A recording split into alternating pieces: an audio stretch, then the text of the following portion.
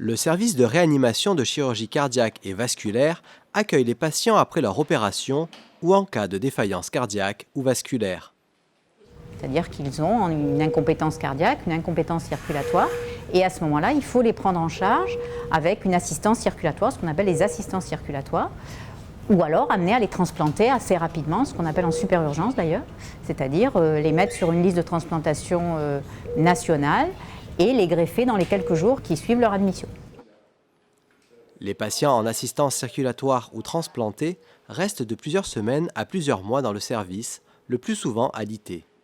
Le problème du maintien en réanimation avec d'ailleurs ou sans sédation, c'est-à-dire le fait d'être endormi et de ne pas se mobiliser normalement, fait que on a une perte de la masse musculaire et donc une difficulté ensuite à la motricité. Les équipes travaillent donc plusieurs fois par jour à entretenir les muscles des patients pour éviter une déperdition trop importante. Les kinésithérapeutes passent matin et soir pour les faire travailler sur le plan respiratoire et sur le plan de la motricité générale. Et les infirmières les mobilisent pour les positionner au fauteuil quand ils sont en état de l'être, de façon à ce qu'ils utilisent quand même leurs muscles de posture. Et puis, il y a un certain nombre d'outils qui permettent une mobilisation passive dans un premier temps et de plus en plus active ensuite lorsque le malade acquiert une force musculaire suffisante. Et c'est dans ce cadre-là que se situe le Motomed. Cet équipement, acquis grâce à un don de l'Association des greffés du cœur, permet de mobiliser le patient de manière passive dans un premier temps, puis de manière active. Il y a des patients qu'on le met comme passif pour commencer à mobiliser, éviter les escarres et les problèmes de l'alitement. Et il y a des patients qui peuvent faire 100% actif. Lui, on va le mettre en pédalage assisté avec un peu d'assistance de la machine.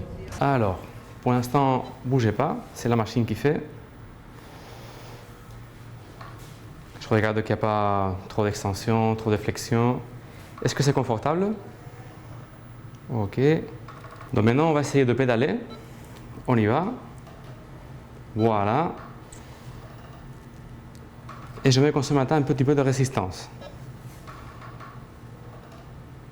Ça va? Donc là, c'est le patient qui pédale tout seul. C'est le patient qui pédale. J'ai mis un petit peu de résistance. On a commencé à faire ça il y a un jour pour qu'il commence à travailler un peu plus. Et normalement, on va le laisser pendant 20 minutes. On a fait déjà ce matin une séance de 25 minutes. Donc c'est la deuxième. Et on commence à mettre un peu de résistance pour remuscler les membres inférieurs, les jambes.